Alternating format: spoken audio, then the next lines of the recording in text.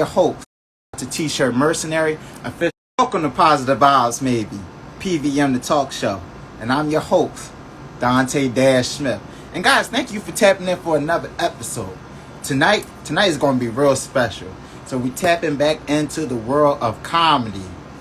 Thanks in large part to my brother Finn, who was last week's guest, who put on this phenomenal performance Tuesday night at Caroline's nightclub in New York City, where I was introduced to the talents of tonight's guest, Adrian the comic.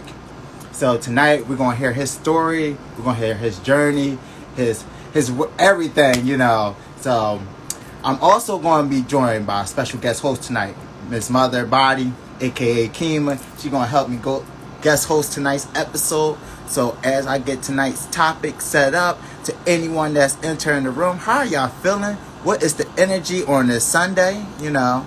And how are y'all living? Like, how are y'all feeling? I know it was a hot one today, so I hope you guys are staying cool, well hydrated, and relaxing now because we closing in on Sunday evening too. So I know you guys are dreading it Monday morning. But before we get into all that, let's pay some bills. Shout out to T-shirt Mercenary, official sponsor for all PVM merchandise and goods. Shout out to Flyer Mile Catering, where you can get your delicious smoothie like this every morning. Let's start off life healthier, you know. And, you know, what else do I got to pay bills for? I think that's all that we have to introduce, you know, as far as, like, things that's going on at PVM currently, you know. Also, oh, you know what? I almost forgot. Subscribe to the YouTube channel, guys, at Positive Vibes Maybe, and catch up on all past and present episodes, and as well as highlight clips from tonight's episode as well. So I'm going to send the invitations to bring tonight's guests up in here. As they enter, we'll begin tonight's conversation. Here we go. Awesome. Hey, Adrian, how you feeling? Oh, I can't hear you. Hello. Can you hear me? Yeah, I can hear you, Keema. Okay. Adrian, I still can't hear yours. And I get in a ring circle It's popping up. loading. Yeah. What about now?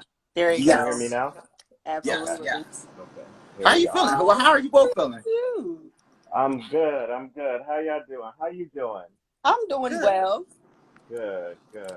Y'all both look glowing. I love this. You know, all this black excellence on the screen. I can't get enough of it.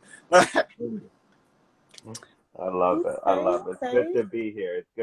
Thank you for having me.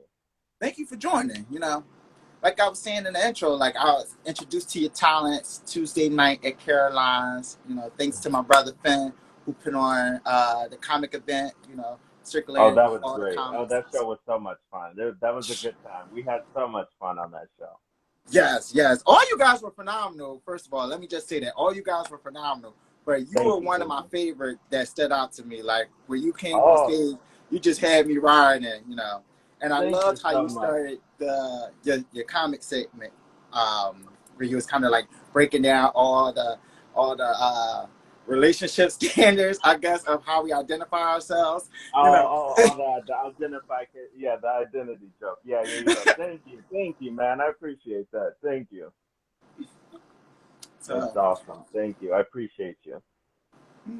Well, of course, I haven't had the pleasure of seeing you live, but I did take the opportunity of looking at your Instagram page. So that kind of caught me, and a lot of things stood out to me that I felt was very entertaining. So hopefully once we go through all of this, I can have a better idea of when and where I might can see you live. Awesome. Yeah. Oh, yeah. Thank you. Before we even get up into that, what shows do you have going on tonight? Tonight I will be at Broadway Comedy Club. I'll be doing a 9 p.m. and 11 p.m. there in New York. Okay. Mm-hmm. Are you both in New York? Philadelphia, but New York is okay. Yeah. Is New York where you reside now? Yeah, I live in New York. Okay. Mm-hmm. How's that experience as a New Yorker? You know, like getting your foot in a comedy threshold as big as New York City. New York is a beast. It has its ups and downs. I've probably been in New York maybe 8 years, 9 years altogether, because I moved here originally back in like 2011. And then I did like 2 years here. Then I went away for a while, moved back in like 2016-ish. But it's a journey. That's what I'll say about New York. It's a journey, and it's one of those things as an artist, you just have to be tough skinned and know that the work is worth it. Okay, so where are you originally from? Wisconsin. Okay. Ooh, okay. Yeah, Quite different. Wisconsin, which Yeah. I talk about that in my comedy quite a bit. Yeah, I do remember that being one of the few black people in Wisconsin. From Now, Wisconsin. Yeah.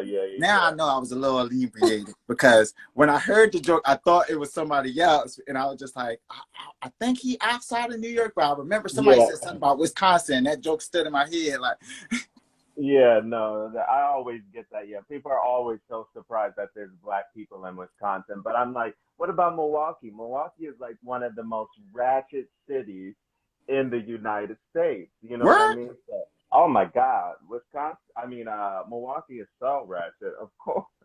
Oh, Oh, Definitely. Yeah, man, yeah, you yeah. just There's put me on to new game. right. a lot of black people. Yeah, So Yeah, I are thought. all of your shows based out of New York City, or do you travel to other cities and states?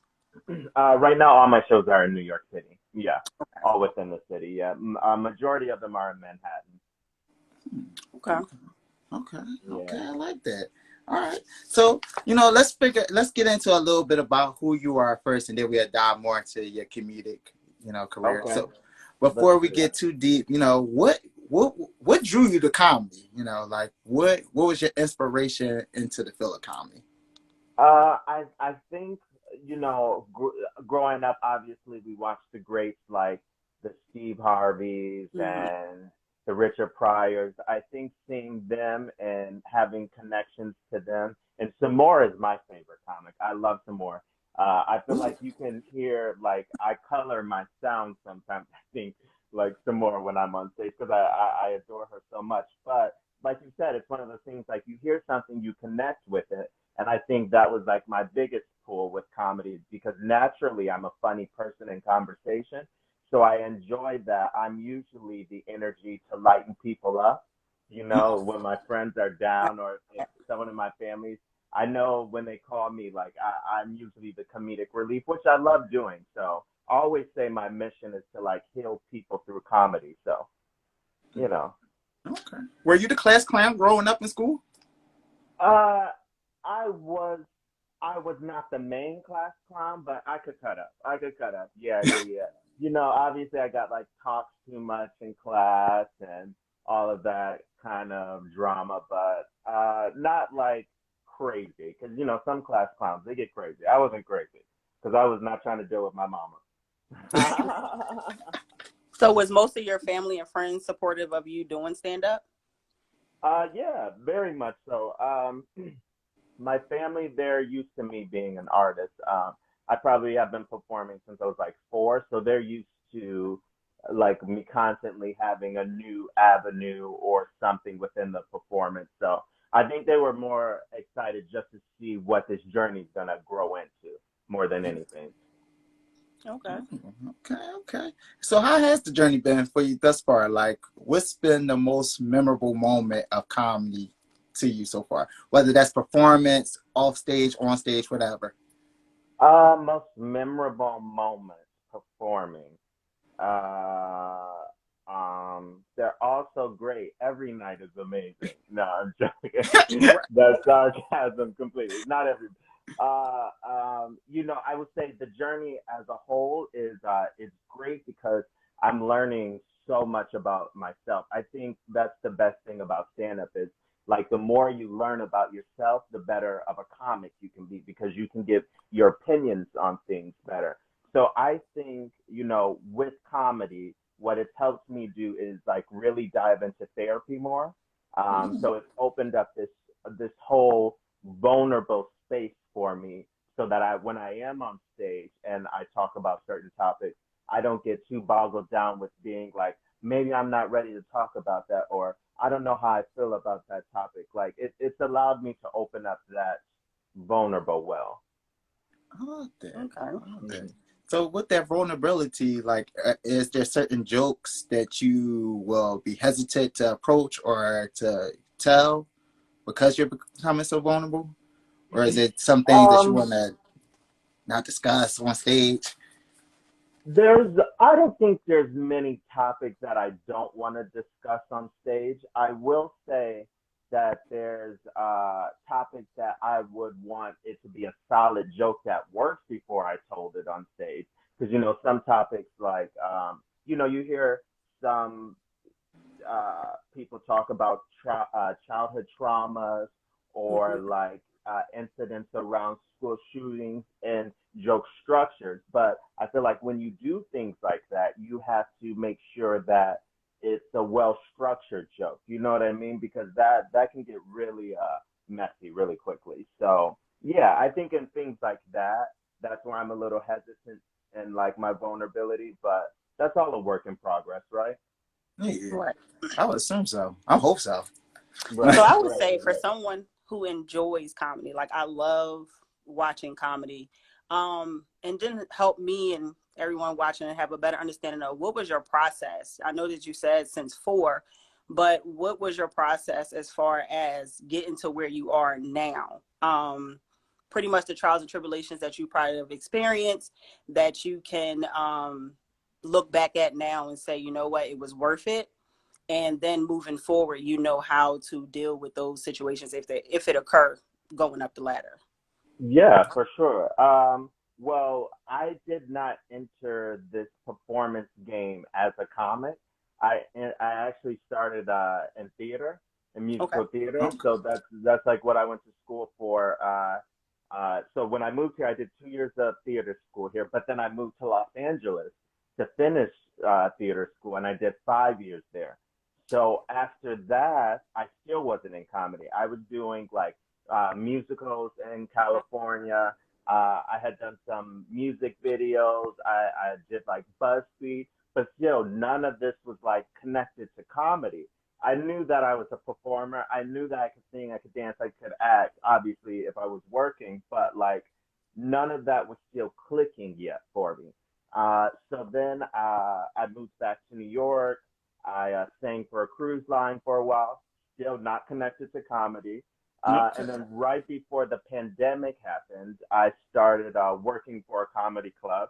And then one night I was talking to the host and I was like, I want to get into it. And he connected me with a class. And from that, it's grown into what it has over the last 2 years. But like you said, I needed to go through theater school. I needed to learn how to sing. I needed to learn how to be comfortable on stage because that was things I already had an up of on in the game. You know what I mean? Some Right. comics take like 5 years just to be comfortable with being on stage. Like I was used to that at that point. So yeah, but trust me, there's a lot of trials that come with that length of time, being a broke artist and uh, not working for long periods of time and everybody around you's working and then you have to grow as an artist in that life. So yeah, Okay. yeah. Okay. Okay. Long winded, but there we are. No, it Oh, was all very appreciative. right. Yeah. So what's been a so walk us through the stage performance and like and singing, making that transition. Like, was it difficult for you to like decide I'm going to put singing on the back burner and focus more on comedy? And what was it specifically about comedy that made you step away from performing in videos and singing and kind of putting that pursuit on hold to an extent? Yeah, so uh, it was difficult, one, to take that step away because since I was a kid, like theater has been my thing. Like that's been my playground. That's been like my heart. So to step away from it, I felt like I was like giving up on it in a way, knowing that I wasn't giving up on it because I'm like, you still have the skill set, you still can do it. But I wanted to place my focus in one area instead of trying to spread myself so thin, which I've done so much as an artist. So when crossing over into stand up, it was just one of those things like I tried stand up, it worked for me. It was fun. And the ball started rolling quickly with stand up. And I was like, why get off something that has momentum to it? You know what I mean? I Okay. see that people enjoy me. I enjoy it. So yeah, this is where I'm at. But I know theater is going to bleed into my set soon. I think it'll start to get more theatrical in a way. Okay. Here's I like, hoping. I like that. So is Adrian the comic different from Adrian the person off stage? That's a great question. I feel like yeah. I think so because you see Adrian, the comic that you saw on Tuesday, how I start a set. Like I'm already in the set, like, what's up, all you acting? You know what I mean? I have that energy, but off stage, I'm not that kind of person. I'm super chill. I'm very much like, I mean, I can turn up obviously, but like I'm very monotone as Adrian, just the person. Because I think when I'm on stage, I give so much energy. I think by the time I'm off stage, I'm like, yeah, I'm just Yeah. trying to chill. Oh, thank you, Finn, brother. I appreciate you, man. You're a beast too. Yep. I know. Shout out to Fan. He hosted Tuesday's night event, Spin the So Block. much fun. Oh, it Yeah, was so much fun. I know. I think I believe he's doing another one next month too. Yep, he is. Yep, Yeah. So another guys, packed out definitely one. tap in for that. Definitely. So has there Oh, ever been a time that you've been performing and your audience wasn't giving you the vibe that you needed to continue to go on, or maybe they're just not clicking in on your jokes? How do you actively continue to do your show without messing up or shutting down from what they're giving off? Uh, has there ever been a time? All the time? No, no. It does happen frequently in comedy because you never know what kind of room you're gonna walk into. I mean, I've done the same room uh so many times over the past year, and just a different show at a different hour can bring in a completely different energy. And I think the first thing that I do, I can't speak for other comics, but the first thing that I do is, okay, do they vibe more with my material? Because sometimes people are like, I don't want to hear structured jokes. Or do they want the crowd work? So then the crowd work is a way for you to connect with people and like put them at ease and be like, okay, we're all in the same room together, having a conversation, just breathe. And then you can try to like sprinkle the jokes back in. But trust me, I've been in rooms where you can do the material, you can do the crowd work, and they just not vibing with you. And at that case, toss up your hands. So you just keep pushing through. has it been an audience member that took one of your jokes too personally? That like wanted to see you in a more physical manner after the show, or was very boisterous in their displeasure of your jokes? Uh, no, no, none of my material or anything. Even when I crowd work, I don't try to push people. I'm not like an attack comic. Like if I crowd work with you, it's gonna be more playful, like getting to know you questions, over them be like, you see his shoes, like you know what I mean? It's like, damn, people didn't buy a ticket for that. They didn't want to come get bullied. You know what I mean? So I'm not that kind of a comic, so I don't. I haven't dealt with that now. Nah, but I'm sure it's coming because I do have a slick mouth, so I'm sure it's coming. Normally that stuff is funny when it's not you in the hot seat. Yeah, Yeah. right. Yeah, I like to have fun with people because I feel like you get more out of that by having fun with them. They'll give you more information, more gems, so than putting them on guard. Well, I do have a more personal question. Are you actively in a relationship at this time? Hell nah. Oh, where relationship at? Where relationship at? I know sometimes when you are, dedicated and focused onto something, it can cause other issues, especially when you are locked in, and a lot of times you're taken away from, having fun and interacting with other people. So that's always Trust me. a question to ask. It is, yeah. It is very difficult. You know, it's hard when you out here and you bug and you a bad beat. You know, it's real hard. It can mess with a relationship, and that is difficult. But you know, I'm single right now. I am not in a relationship, but you know, I still got my fingers in the cookie jar. You know. I was gonna ask you, what pronoun do you need to be addressed throughout this season? I seen one of your the reels that you had, one of the your stand-ups that you had on your page, and I know and where you're going with it. that was one of the interactions that you was having with the crowd. Oh, that was so much fun. Oh And I yeah. thought that was so funny. Yeah, I asked him to call me bad D. I don't know. Can I swear on this show? It's No, you sponsored can by curse. Vibes. This is Oh, okay. definitely I a don't know. curse-friendly show. Yeah, Curse-friendly show. it's positive vibes. I'm not trying to. That's Yeah, what the no, may be I was. for. That's what the may be for. Yeah, no, I was on a show and this guy, he was like, "No, ma'am," and I was like, "No, my pronouns is bad bitch." And then he was like, "Yes, sir." I said, "No, bad bitch." So then he goes, "Excuse me, bad bitch." I was like, "Yes, please proceed." No, but my pronouns is just him. He, yeah. I'm not a big pronoun person for myself, but I Right. do respect, you know, everybody else has a different policy of how they work their pronouns. So Absolutely. I'm glad you asked.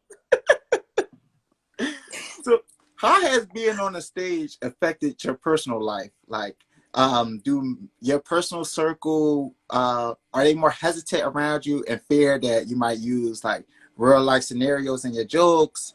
Are people more on guard around you, like trying to not be as vulnerable? You know, Hmm. how has that experience been for you? I think my friends, my family, they're very supportive of it. I don't think any of them are on guard, especially like my tight circle, because I run material by them all the time. Um, you not always for like, is that funny or not? But I like to hear other people's ideas around the topic because they'll say something on, and I'm like, oh, I didn't even view that from that, and it makes me Right. go back and like restructure the joke. So I think the people who are closest in my circle know my material is usually never about them. And you know, by the time it gets to stage, sometimes a story can be very smoke and mirrors by that point. You know what I mean? You come up with an idea of like, I'm gonna talk about how somebody tracks be laid out on the floor, but now it's embellished into like it's a whole wig piece on the floor. A funnel is by the, you know what I mean? So there's a lot of smoke and mirrors at it. So I don't think anyone takes it personally. I think that. But what I do, what does get underneath my skin is when I hang with people and they find out I'm a comic and they're like, "Oh, I bet you're gonna write a lot about me. I bet you're gonna have a lot of material about me." I'm like, "Yo, I just met you, and why do you think us sitting here Netflix and chill? I'm gonna make a whole set around you. That don't make sense. Stop doing that." Because I might be funny. Oh, right. Wait, so do you experience where people are trying to pitch you jokes or trying to pitch you ideas to use for your skit? I don't deal with that too much. I do have sometimes when people are like, "Oh yeah, you can use that joke," and Yeah, I'm here you like, go. You can have that. thank you so much for that joke. That wasn't even longer than 15 seconds. What would that add? But thank you for it. No, but I joke about that because like you can actually get punchlines and stuff from anybody. Like you don't have to be like a comedian to be able to like make a joke or come up with a punchline. So I do accept punchlines from any and everybody, but also it's like if we're at Applebee's, like come on, just because the drink spilled on you, I'm not gonna write a joke about that. You know? How often do you incorporate comments that the audience throw out there when you are doing your material? Because I know sometimes that can kind of add a twist to the How many story. times? One more Sometimes time. How many times do I?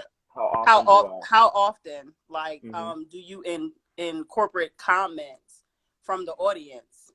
Like, you could be Oh, telling the story and someone just yells something out, or you, and sometimes it can catch you off guard. So how mm-hmm. often does that happen, and how do you incorporate those comments? I love that. I love never catches me off guard. I always keep a read in my back pocket, ready for them. Always keep a read ready for them. You never know what's coming. So I usually am prepared for someone to throw out. Like there's been times where like um I've had people. I think there was a yell out on the Tuesday show. Someone I was like just setting up a joke, and I was like, "I'm from Wisconsin," and someone was like, "I'm from Me too. Wisconsin too." Yeah. I was like, "Girl, it's not your show," and then like continued with my set, like. And then to make it even worse, I said to her, I was like, "Well, can you please tell them there's black people from Wisconsin?" And she didn't She say got anything. quiet. So I was like, "Oh, so now the big thing got nothing to say, nothing." So it, you know, I always find it fun to play off of. Sometimes it can be tricky. I was doing a show in Harlem, and I was telling this joke I have around Harriet Tubman, and there was this older black lady. She kept chiming in, and I was like, "Thank you.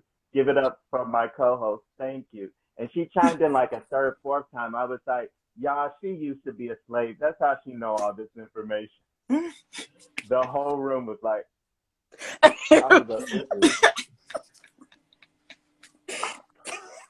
That would have been a tears. Lord. So how can you tell at this point when you've had a successful show as opposed to an unsuccessful show? Like, do you judge that based off the cheers, the audience interaction? How do you determine what's a good show and what's not? Yeah, I think for myself, I have a grading scale of what I do for my own performances, and within the grading scale, like you said, I look for the laughs. Where I wrote within your joke, you obviously know like this is the punchline. Here's where the laugh should be. So you know, I take into account. Did you get the laugh in the place you wrote the laugh to be? If that happens, okay. I also look at how did you move on stage when you went into your crowd work? What were you doing physically? Because you know sometimes people, like you said, may say something that might catch you off guard, but what does your body say about it? You know, like if you retreat, if you have a nervous tick, there's like 200 people watching you do this. So you know what I mean? So I also grade myself on composure. Uh, I When it comes to like jokes that didn't work as well, because there's those two jokes that aren't as strong in your set. That's like, how can I rewrite it? What didn't work about it? How did I recoup from that? So yeah, I look at everything down to the outfit. I'm very big on like dress for the stage as well. Okay, okay. Tell me about your writing process. Like, how do you go about creating a joke, and what's that process like? You know, from inception of idea to joke created, presented on stage. Yeah, I have two different methods that I have for myself. Like the first method is the one that we probably all have the idea of. Like when I get a funny idea, I try to find where does it connect to my life, and then I build a story around that. Not a lot of comics. Some comics actually don't do that. Now that I think about it, because sometimes you have to fabricate a story. But me being an actor, it's easier for me to drop into worlds that I've made up. And the second process is I pick a topic and I just spitfire off of it. Like, what do I hate about riding the subways? You know what I mean? And then I'll just go on a tangent about like, I hate when there's water in the seats. I hate when subway homeless people take up 5, 6 seats. And then once I list all of these things, you know what I mean? I go back and I try to make jokes out of each of these things. Like, what's funny about a homeless man taking up all the seats? Yeah, it's funny that he lays there like it's a bed. That's obvious. But also, it's 4 p.m. and I'm headed to my third job. Why he gets to sleep in? You know, so it's all these ideas of you like breaking down to see how you can put these topics into joke form. That's how I do it. I love that. So good. Yeah, I love that. I love that a lot. Thank you. Thank you. So, what's been the best joke you've told on stage so far in your mind? Like, what's been the one that you felt like that was the ringer? You know, like that had the crowd moving better than they ever moved before. Like,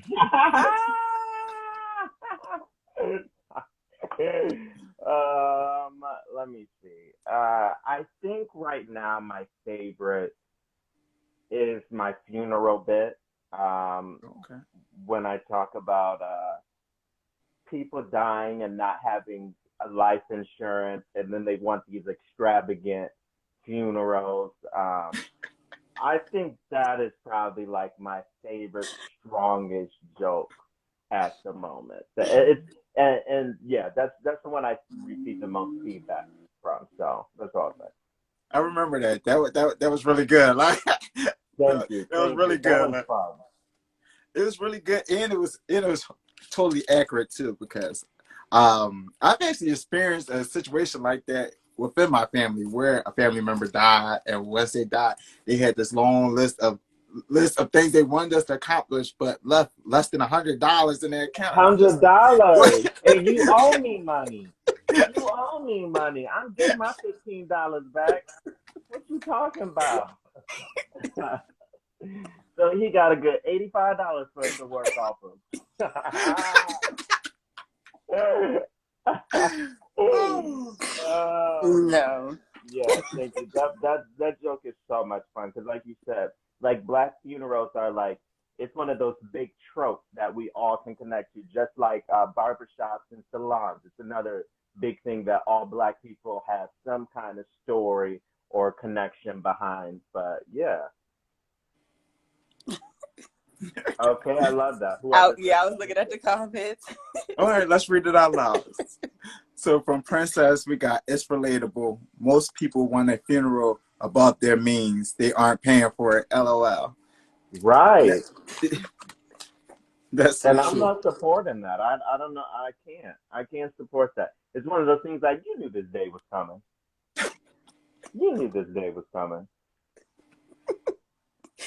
We know what's coming, but is either that or is the family members who want it and still don't nobody have any money to pay for anything. Right. But And this is a good example of the vulnerability thing because in writing this joke, this is maybe like the third, fourth draft of it.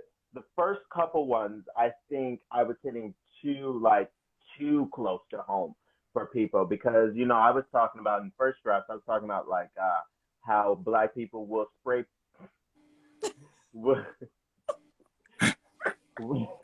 She followed up by saying, "You should have planned accordingly, Uncle Sean." We'll spray paint T-shirts, right, with our dead homies, and we'll wear all at the same time, like we go into a concert. Now we done spent all this money on these T-shirts, but like I would touch on things like that, and it was hitting too close to home for some people. I'm like, dang, yeah, this might be too early because Homeboy got on a spray painted T-shirt of someone. Oh, whoa, that's a bit So awkward. that's one of those vulnerability things of like you never know as a comic, and sometimes you say things you learn in the moment, and you have to be open to the idea of that happening on stage in the moment. So yeah. Has it been a joke that you said on stage that you regretted afterwards?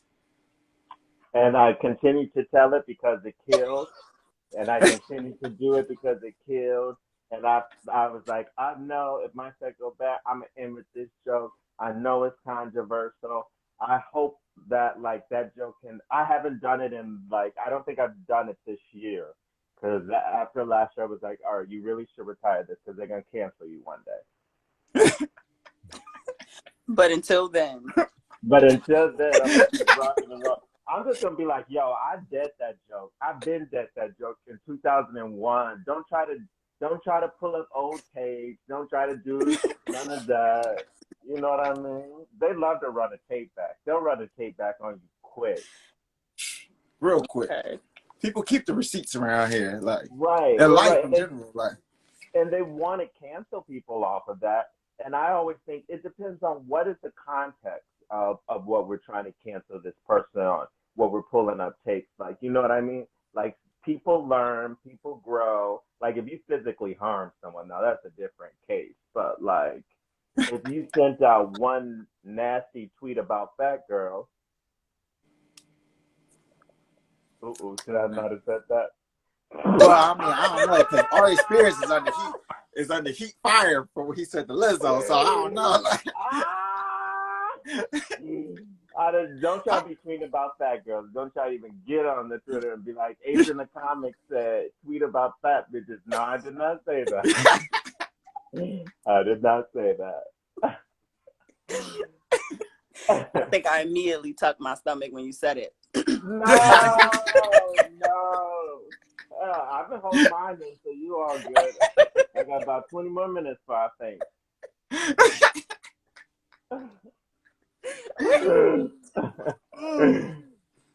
So what's been most beneficial to your rising career as a comic since you pretty much started in the comedy field 2 years ago? What's been most beneficial to you so far, the internet or actual stand-up shows?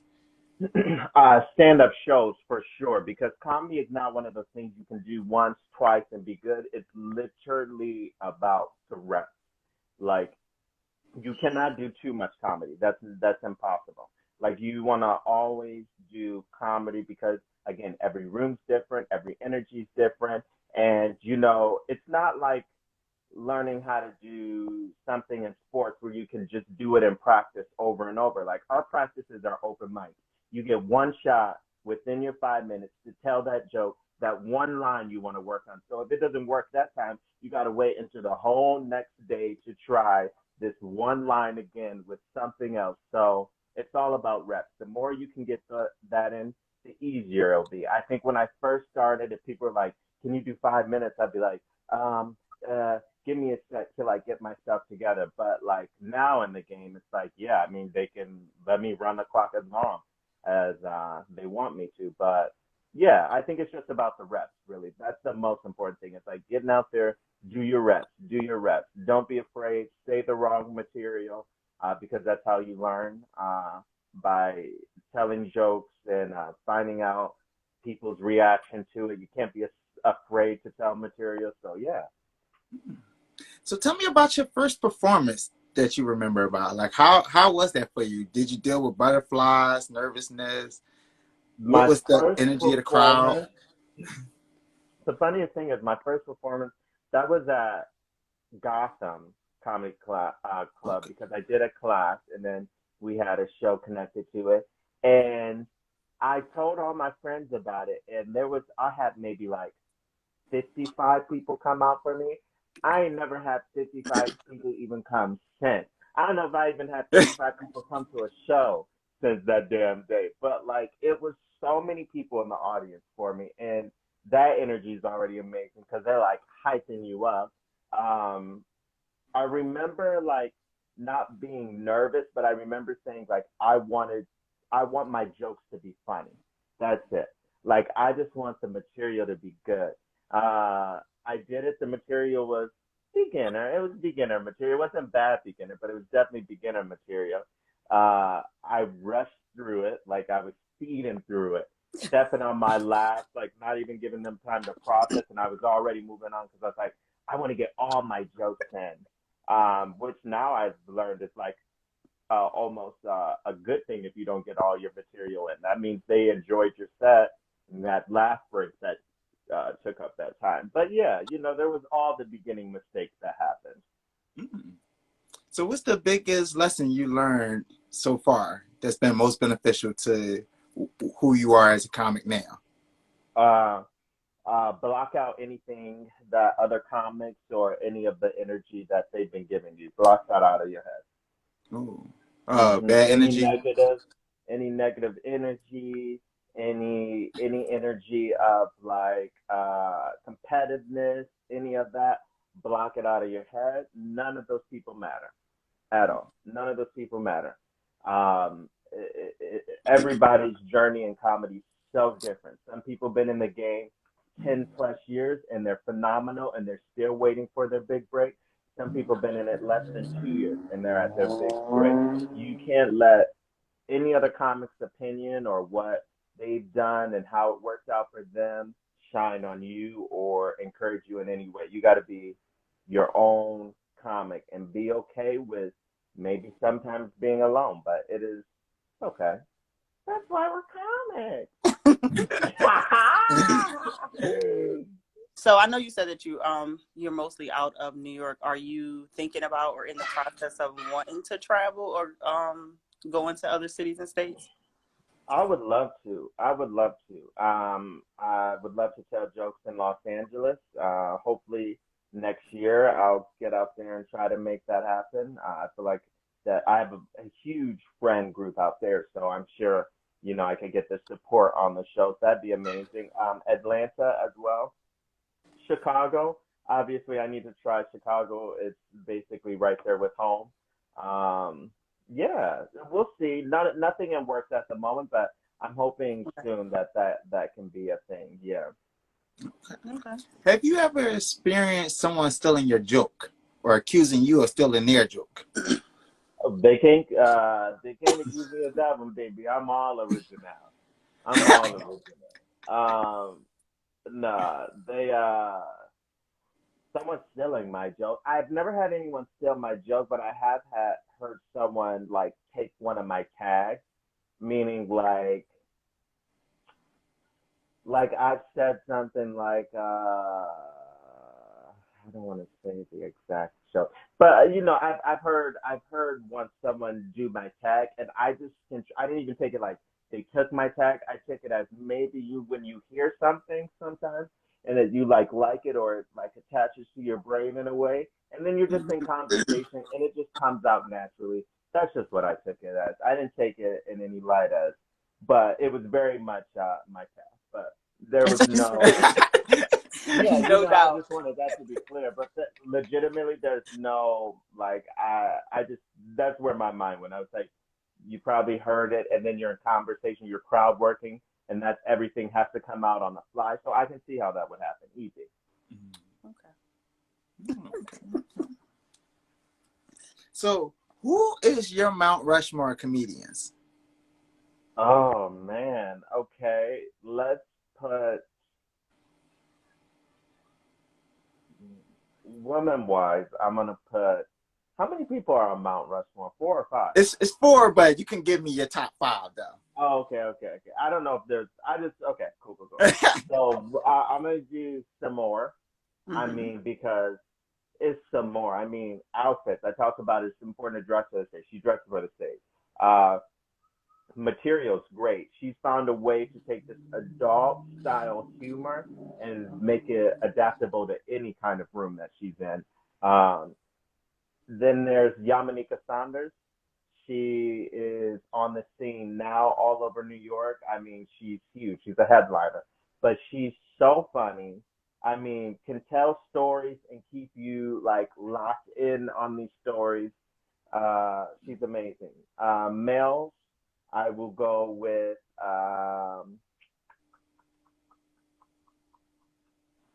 that's Greer Barnes. He's amazing. I mean, uh, writing is amazing. Act outs are amazing. There's another comic, Sam Morrell. I really like. He's a great writer, and that'll be my. See, I don't want to call that Mount Rushmore. Okay, that'll be Mount Rushmore for right now. That'll be Mount Rushmore for right now. But those are my four choices. No. I'm Yeah. not too familiar I'm with gonna have to them. do some looking up. Yeah. They're all really, really, really funny, especially Yamanika. Look up Yamanika. She is hilarious. Hilarious. Okay. Got some homework for tonight then. I'm liking that. Absolutely. Yeah, Liking she'll that. be a good watch. She'll be a good watch for sure. So, what comic has been the most influential on you as far as your path as a comic, and why? And what about their comedic ability or storytelling influenced you or inspired you to want to do it yourself? Oh, hmm. Let's go with I don't have to know the person, right? No. Okay. Well, I'm gonna go with Yamanika Saunders. Especially when I was really getting into it, I would watch a lot of her because tone. I feel like my tone is like that. She's very strong and brassy and confident in what she says, which I connect with when I'm on stage. I think her writing is fun. I feel like anytime, because there's two comics. No, let me not say that.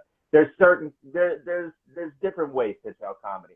I feel Right. like anytime you can keep it fun and fun and it be a kiki with your friends still, but still hit strong comedy points. That's my favorite kind of comedy. Instead of like comedy that causes you to think too much. Does that make any sense? I It don't feel like do. I I understand explained what you that. mean. I don't feel like I explained that any well. Comedy is just hard to explain. But Yamanika is like a great example of like keeping it fun, keeping it smart, tight, and able to do long stories. That's a skill too within comedy. When you can stretch a story for 8 to 10 minutes and it be the same story and people are on board, that's a skill.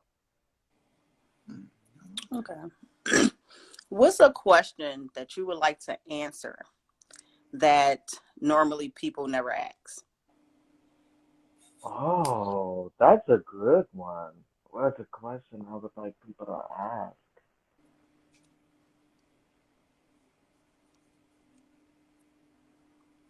I like that. I like that you so stumped with it. Yeah, that's it, because that's a good I, question. What I want people to ask me?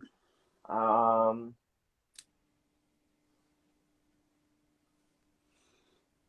um, mm, We I can can't come even. back. We can Yeah, come let's back come to it. back. Let me pocket that, but I'm gonna come up with something because that's a great question. That's a great question. I know when she said it during our prep, I was just like, ooh. Yeah, that's a really good one. What do I want people to ask me?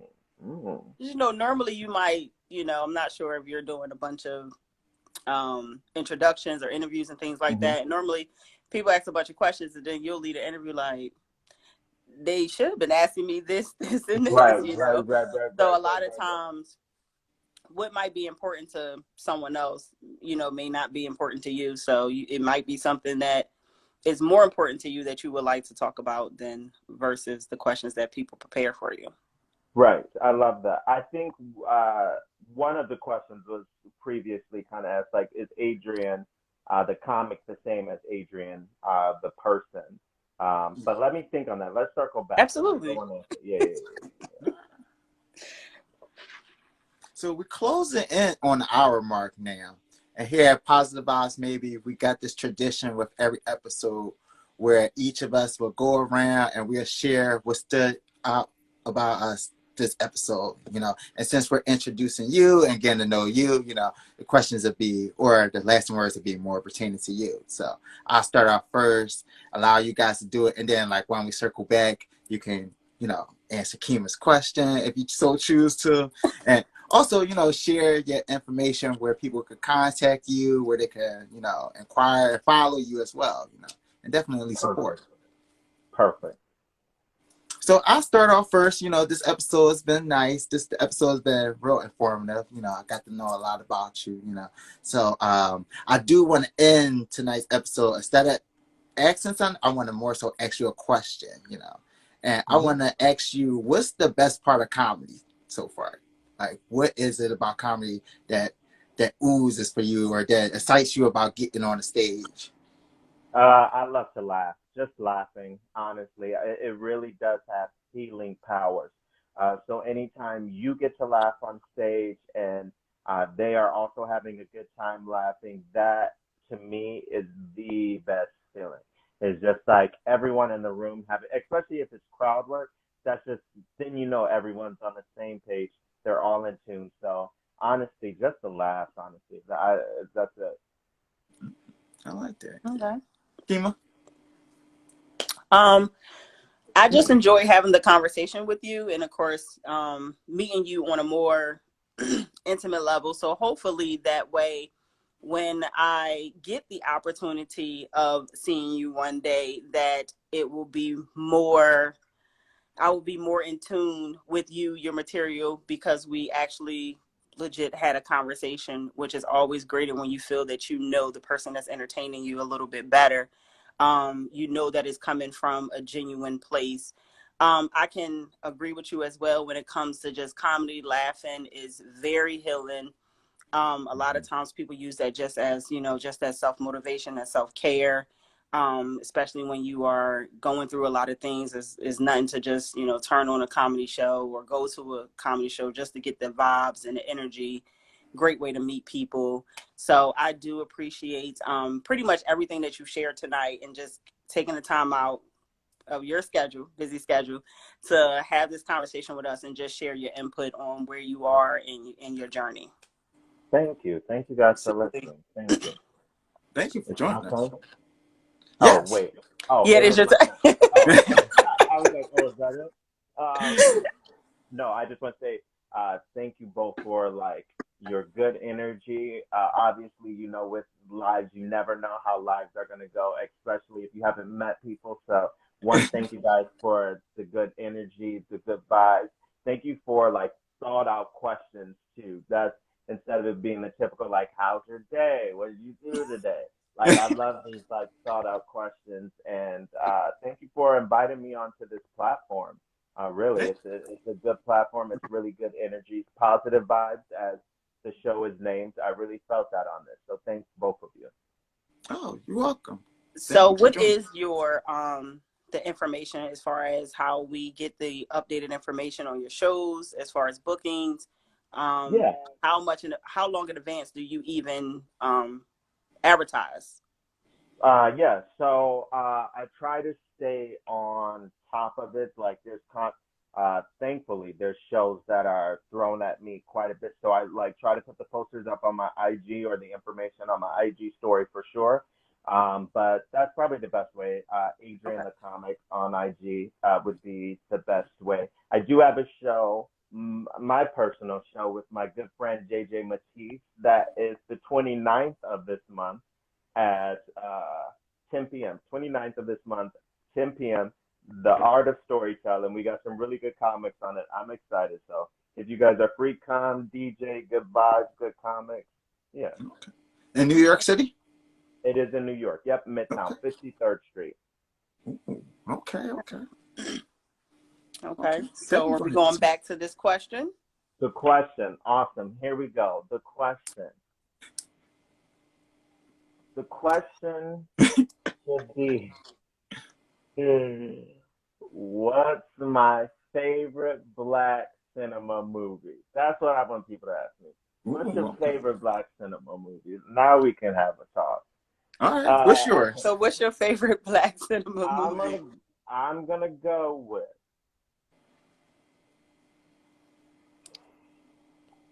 Set It Off.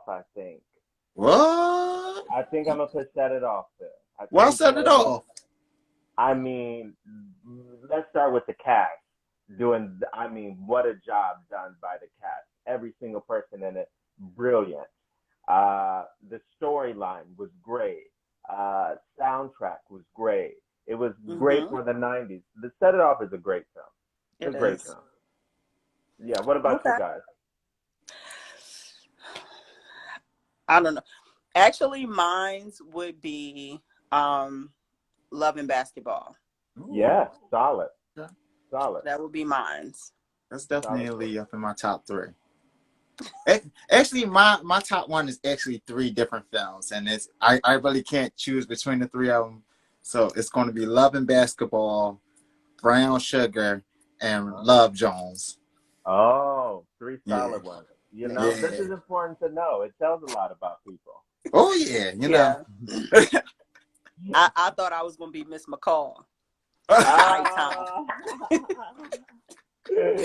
I love I that. thought I was going. I had it down pat. I knew I had that in my vision. That's who I was gonna be. I'm gonna be number 32 like magic. Yeah, man, you just like magic. Girls can play ball. Ball better than you. It's a Real great talk. Like, film. Right. Great film. Yeah. Yeah. Thank you Right. guys so much. This has been so much fun. thank you Well, for I hope joining you us. have a good show. Thank I you. know we probably take a lot of your time. I'm not sure what you gotta do before you go on that stage. Make sure you say your prayers, and I Always. hope that you really enjoy tonight. Thank you so much. Thank you. It was great meeting you. It's Great great meeting meeting you. you as well. You guys. I do have one question before we X up out of here, though, Mhm. and that's just more in sense of the show. Is it really good luck to wish you to break your leg before entering the stage, or is that just something we seen on TV that we over exaggerated?